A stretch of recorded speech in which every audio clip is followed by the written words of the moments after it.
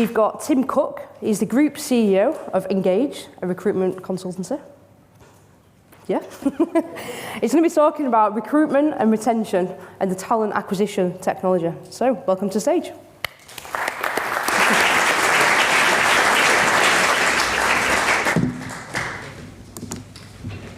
Right, those of you who thought you were talking to Tim Cook about the future of AI, sorry to disappoint, I am not that one, okay? Just so we're clear. Look, I am, however, a chief executive of a reasonable sized business, about £1 billion of revenue, something like that.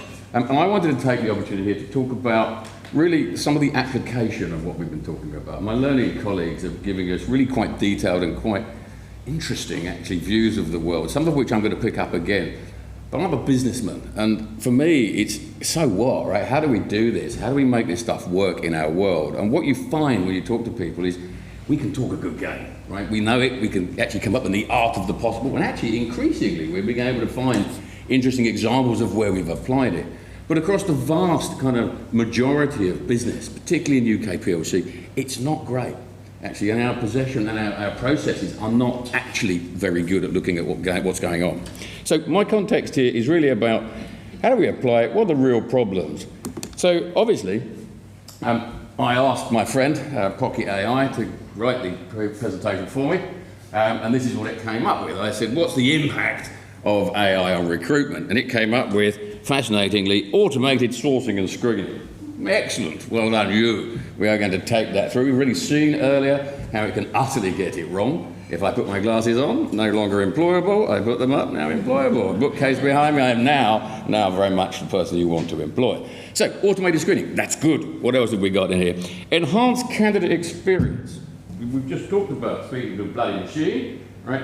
You've got to be quite careful when we got to that. And I'm going to talk a little bit about candidate experience from a recruiter's perspective, if that makes any sense. Never mind from a candidate perspective. Data-driven decision making. This is excellent news. I don't really like haggis, but I go to a Burns night supper. The data suggests I should not eat haggis, yet there I am eating haggis. Data gives me an answer, I utterly ignore it. So what we're being swamped with at the moment, and as a chief executive, you have data coming in from every side. What do you do with it? How do you make that interesting? How do you get some actionable insight, I think is the term. But how do you turn it into something that you can use to either make more money, improve your margin, and I'm a shareholder, remember, I'm a businessman, because that's what I care about, or how can I improve the lot of my customers, or in fact, my staff? And then bias reduction and diversity, and I'm going to come on to this a little bit as well. Again, you've just seen some examples from my learned colleagues earlier on. I would make the argument that AI is utterly racist, right? And I would say actually algorithms tend to direct into channels. You actually get a worse event to the point. I'll give you some examples of where it's really gone wrong later on. So for me, good, well done, Pocket AI. That's the last you're going to see of him. That's what they came up with. It's pretty obvious. You know this. If you didn't know that, you should. And by the way, if you don't know that, Google it. We've had some examples of what's the difference between AI, ML, and RPA. If you don't know that, you should. And if you don't, go away and find out. Because, and I'm going to come back to this, you won't be replaced by AI, but you will be replaced by someone who knows what it is. All right? Just think about that from a recruiter's perspective. Right? You won't be replaced by AI, but you will be replaced by somebody that knows what it is. So, let's talk about where it goes as a business. We have some challenges around this. Just think about data security and think about corporate IP for a minute. I put that into Pocket AI. Who said I could do that? Nobody. I did it myself. It was free. In fact, I just did that. I could give you countless examples where some of my staff, and I have 1,000 or so of them, are happily just trotting my data and that of the candidate off into ChatGPT, Pocket AI, Bard, etc., and I have no idea where that data is going. We, as a collective business, we need to understand what are we giving away. In fact, one of my own IP bids came back to me in a ChatGPT. It was our paperwork that came back because one of our idiot consultants had uploaded it into Chat to get an answer. Write me a better bid response. Here's my existing one, please improve it. That is not smart, okay? So it's a real risk. We talk about echo chambers, and for those of you who know what an echo chamber is, and most of you I'm sure do, let's make it really simple, and I'm a simple man, businessman, right? The echo chamber is the news that you read, the news that you watch, right? I'm going to use my wife as an example. She likes GB News. I have no idea why she likes GB News. She reads the Telegraph. I have no idea why she reads the Telegraph. Maybe the Daily Mail on occasion. Trying to get her to read the Guardian is not going to happen. And in fact, she won't see the Guardian online because she doesn't click on those sort of things. Now, it's probably unfair on my wife. It's definitely, I made it up. But the reality of it is, we tend to speak to our audience. We tend to read our audience. And what you see very often with AI and with ML is it tends to propagate the audience. You tend to get more and more of the same thing. You tend to get more and more of the same problem. And it gets narrower and narrower and narrower, to the point that actually I'm interested in throwing away my news feeds. I actually download and dump the cache quite regularly because it's almost impossible on your phone to get any news that is unbiased and rational. I use Al Jazeera. I used to use Russia Today, but that got banned. And I use BBC News. I look at all three to get a different view of what's going on in any part of the world. And if you haven't done that, just try it. Go and see the Al Jazeera view of Gaza, and then go and read the BBC view of Gaza, and then go and look at CNN's view of Gaza. You will get three very different stories. Somewhere in the middle of that is probably the truth, but if you just use one, you're only ever going to get a very biased opinion of what's really going on. These things hallucinate, right? By the way, just so you know, it's a true thing. They make stuff up, right? If they're using the internet, right, as a tool to get their data out of it, they will give false positives and false negatives all the time. It is not a science. We had it earlier on. This is really problematic for us, and we need to understand how that works. I'm going to talk about social woke media in danger here. Lots of people talk about anti-woke, woke. I don't care about that point. My point is the danger that's going on at the moment is that my opinion seems to count for as much as your fact. My opinion counts as much as your fact. That is not true. That is a lie. Your opinion is your opinion. Now, it may be based on fact. It could just be based on moon and cheese, right? It doesn't really matter. So we've got to be filtering out opinions from data-driven fact to get to the real answer. We talk about this a lot. You're all here learning good stuff. We're all very complicated, very deep, meaningful stuff. The question really is, as a business, what do you do when you get back home? What are you doing differently tomorrow? And how are you going to get to execute against it? And in my humble experience, we've been talking about this quite a long time ago, and we haven't moved very far. I was the global head of digital and innovation of a FTSE 250 PLC. Did it for 3 years. That was 10 years ago. There isn't an agenda item on here that has changed in a decade. This isn't new. The pace of change, we used to talk about that 10 years ago. Nothing's different. The ability to execute might be getting different. We talked about physical. This is one for the HR people amongst you all. What's the industrial relations impact of the picture in the top left?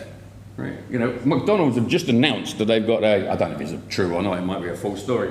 They've got a robot-only McDonald's. It's creepy as hell. It's Ronald McDonald giving out burgers, right? The question is, who's going to afford to buy them if you just got rid of everybody that normally eats your burgers, right? This is an IR problem as well as a code problem. And then we've got corporate lag, which I do want to talk about because I think this is really important. Most of the executive in corporate land are quite old. Unfortunately, they're quite old white men very often, which isn't okay. And I think organisationally we need to think about that as we start to deliver against the old world versus the new world. The old world doesn't really get today. What can be considered to be yesterday's IT problem, or CISO, cyber security problem, or CTO, CIO, Chief Information, or HR, right, whatever you want to call these departments, it is no longer an HR or an IT problem. This is a business problem. Right? And when I say a business problem, it is a business problem, right? It needs to be led by the leader of the business all the way through each of its cohorts in terms of its professional services to come up with a combined strategy. And if you're working for a CEO who's giving the problem to the HR or giving it to IT, you're in the wrong firm, right? It's a business problem. Corporate myths, we talk about a lot. And again, I get told off for this quite a lot. People talk about, employee value propositions. Define the employee first, please, before you give me employee value proposition, because I'm going to come on to that in a minute and talk about what is an employee these days, right? Actually, Gen Z, they care about social purpose. Not when they're hungry, okay?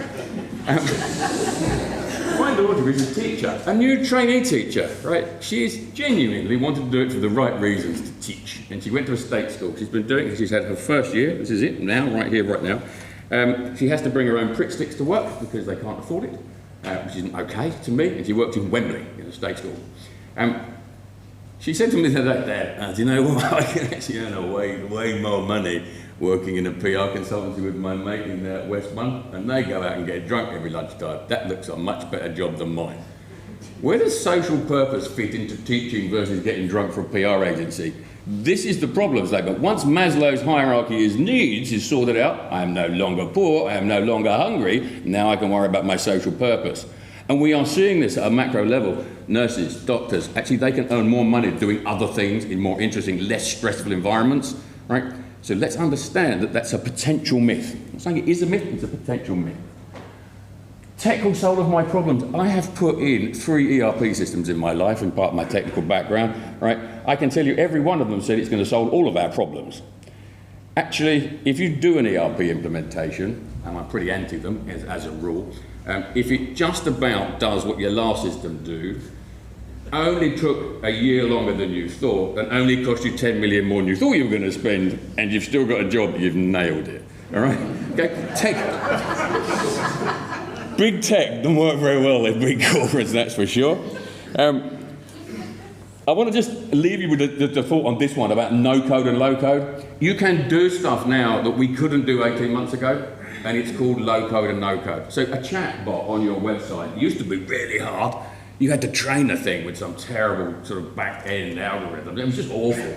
Now you can get this stuff out of the box, plug it in, and it kind of does it for you. There is a whole heap of stuff that we can do that is no code or low code. It's not, don't need a lot of work, comes out of the box, does it for you. You can achieve way more. Unfortunately, most of your environment, most of the infrastructure around the world is geared up to not let you know that as an executive. Right? The consultants would like you to understand it's very complicated, Tim, and you need to spend many millions of your pounds on this. Right? It can be done. And I think be careful of enterprise solutions. What I mean by enterprise is exactly that. ERP systems, right? Everybody will try and sell you that picture, that particularly as a corporate, as a chief exec, I get pitched it all the time. The world is too dynamic now. It's changing so fast now. You're much better off with a backbone and plug and play different solutions. Low code, no code. Put it in, take it out, change it, put it together. Keep it moving, keep it agile, right? Big solutions that are waterfall, 18-month waterfall projects, you're out of date before you've even got it live, right? That's how fast the technology is moving these days. Now, when you look at this from a recruitment perspective, so this is our recruitment process here. We've got recruitment, marketing, sourcing, screening, interviewing, onboarding. And here's just some, by the way, of the technology that is available for you to deploy. Some of this contains AI. They certainly all tell you it contains AI. Many people are starting to call it Copilot. Microsoft have Copilot. That's the old paperclip that used to pop up, if you're that old as me, that said, hello, looks like you're trying to type a document, Tim. Right? Now it pops up and says, hey, I've done it for you. Right? It's the same as the last one you wrote. So they've all got some kind of AI in there. The real challenge here is it's just a mess. Right? And everybody is trying to sell you this stuff. And I know, again, I get just bombarded with this. HR people I know just get bombarded with this stuff. Oh, Tim, this is going to fix your problem. We can pre-screen all of your people so far. It's just horrible out there. And we, as a team, need to be really careful that we're not just getting hooked into one or two of these things that are going to give us a problem down the street that we don't understand. We need to understand what's the problem statement that we're trying to solve with it first. Oh, and by the way, from a recruitment perspective, you're not very interesting. Just so you know, back to corporate myths, right? Many of you do facilities management. I know you guys can get excited about a smart building, and I know you can talk about HVAC, this is jolly exciting. To most people, right, this is not exciting, and you clean buildings in Slough, right? Where is your employee value proposition that is going to say, it's going to be exciting cleaning my building in Slough compared to somebody else's building in Slough, right? Just be grown up about it and understand when you're starting to deal with attracting talent, a lot of stuff you talk about in your rarefied air of your boardrooms or your fancy new rooms or you're sitting on a desk with a glass of an umbrella, or whatever you're doing, however you do this stuff, just understand that actually you've got to come up with something that's a bit more interesting for people if you want to get them to come and work for you. We've used the trite term, war on talent. There just aren't enough people, frankly. Now, we can get rid of them by putting robots in, interesting fact for you. The last Japanese firm that bought a big recruitment organisation, Recruit, its last acquisition was a firm that made robots. Think about it for a minute. It's a recruitment business supplying people on hire. Its last acquisition was a firm that builds robots. You work it out. What's going on in the employment landscape? Again, I hear this myth. Employment, EVP, employee value proposition. Right? There's no such thing as an employee. What is the definition of an employee now? Right? The rise of the gig worker, the independent contractor, we used to have to protect the poor gig worker from the nasty Sports Direct. Right? We're now increasingly having to protect the poor corporate from the nasty gig worker. And that's a truism, right? You know, independent contractors, I know people who've got 3 jobs. The only person that knows they've got 3 jobs is the Inland Revenue. Because they log on 3 laptops at home. I'm an IT guy. It only goes wrong when they all want me on Wednesday, and then I have to throw 2 sickies, right? So people are doing this. The side hustle is real, right? People babysit dogs, right? Post-COVID, right? There's a big money in dog sitting these days. People can earn more money after tax than doing your job, babysitting dogs, right? That's a side hustle. It's a real thing, right? I'm going to say George the Employment Model. I don't know what I mean by this because I've made it up, right? If you go back in history, transactional job is really where we were. I will pay you to go up my chimney, right? You will go up my chimney, clean my chimney, and I will give you some money. It's a trade, it's a transaction. There is no employee value proposition in going up the chimney, right? And actually what we're seeing is quite a lot of work stuff is moving back to transactions. And when you start to look at corporates and how they're starting to use this workforce, it becomes very, very complicated. Churn's going up, it's a given. Post-COVID, it's not come back down again, it's the same. Be careful about the 2 types. We've talked about it earlier. There are the working from home types, the knowledge workers, and there's people that cut hair and saw wood. Right? They can't work from home, just so you know. Are you being fair to them when you're doing all your fancy stuff and we can go and sit on some beanbags? That's cool. Go and tell that to the joiner or the crane driver. Right? It's kind of tricky, right? And we as people, when we start to appeal to people, we've got to think about those 2 cohorts. Boundaryless, I don't care. Most of my people now work in India, Poland, Guadalajara, Dominican Republic, and I've just bought a firm in South Africa. And I operate largely out of the UK, right? Boundaryless. I don't care where they are. 100% employment we talked about. New jobs come, new jobs go. You get that. The job just changes. Technology doesn't really destroy jobs. We have no evidence so far of destroying jobs. What we do have evidence is it changes them. Miners become call centre workers. Agricultural workers become factory workers, right? You can see this in history. The jobs will just change. Skills-based employment we've talked about, for sure. A lot of the stuff that we used to know, architects, engineers, doctors, a lot of the AI, a lot of it is going to get, you can do stuff. The skill is, can I find the data? Can I execute against that data? That's very different than spending 7 years becoming an architect, because actually, do you know what? The architect can be done by a machine now. It can just copy other stuff. We're going to move to a much more skills-based, which is very different. Again, I'm running out of time here, so just some speed here. When you look at this and think about how AI affects these things, when you're looking at tech in recruitment, when you're looking at AI, machine learning in recruitment, you have different cohorts. Shift-based is all moving to a platform. All of it's going that way really quickly. So if I can't accept my shift as a nurse on my phone, I'm not interested, right? That's very different to a white-collar independent contractor on a 6-month or 9-month contract. They have a very different need for their tech and how they want to interact with you. That's very different to your permanent staff, your direct hires, when you're appealing to people. It's a different model. ATSs are different to a vendor management system, which is where you've got a big supply chain to deal with. Kind of tricky stuff, right?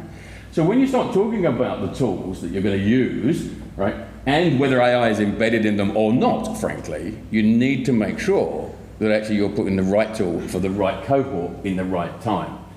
And the last thing here is, are you aiming your tech at the consumer or your own people? Make it the consumer. That's really, I'm going to skip over that. This is really where you're going on skills-based. That's the top bit. That's where we all play. People that can do jobs they used to do. Next bit is, how can I get people that kind of do jobs that they used to do? This is, I need to grow my own. This is the bottom bit. This is where the game is going to be played out. Coming soon to you. Candidate experience, it's all about me. For goodness sake, whatever you do not give them enterprise tech you have to teach them how to use.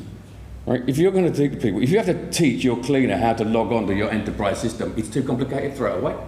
Right? If you want your staff to engage, make it look like WhatsApp. Make it look like stuff that I can use out of the box. Right? Make it look like I can use it. Make it look like Google. Make it act like Google. Make it look like stuff I'm comfortable and familiar with. Make it consumer grade. You know this, personalised customers. Keep talking. Be honest with people. Real-time feedback. We still have people in recruitment that are waiting 3 weeks for feedback on an interview. Not acceptable. Right? Your brand is being trashed in the market every single time you do that. Thing one, thing two. When I book a ticket, I don't think about safety. I think about price. What is thing one about when you're looking to attract a candidate? What's the thing they want most? I have to tell you, still money. So to sum it up and to wrap it up, for me, data trumps all tech. Don't care what tech you use. How you use that data matters, and how AI allows you to curate that data that matters, and curating it into a way that gives you actionable insight really, really matters. But actionable insight is probably only going to be 1 or 2 outputs from a vast array of data. That's where you should put your effort, is to understand what you can get out of data. Low and no code, we've talked about aiming the tech at the consumer, user experience consumer grade, clearly mobile, right? Differentiation, you're not that interesting, remember. How are you going to differentiate yourself when you're trying to attack talent? And how can AI or technology enhance that experience? Very important. ML and RPA. RPA, no-brainer. If you're not using this in your system, in your business by now, you should be, right? Just get rid of those automated, repeatable processes, just get it out of the system. It works better on time, all the time, every time. No human error, works better. Deploy those people to do something much more interesting. Opinions don't count. Data does. I don't care what you think. What does the data tell me? And lastly, to all of us, this is a complicated world, right? If you don't understand it, it's on your watch. It's you. Learn. We've got many tools. Google is out there. There are many courses you can do. I'm never going to bother to do a course. I'm old, right? But I will sit there and Google some stuff. Thank you.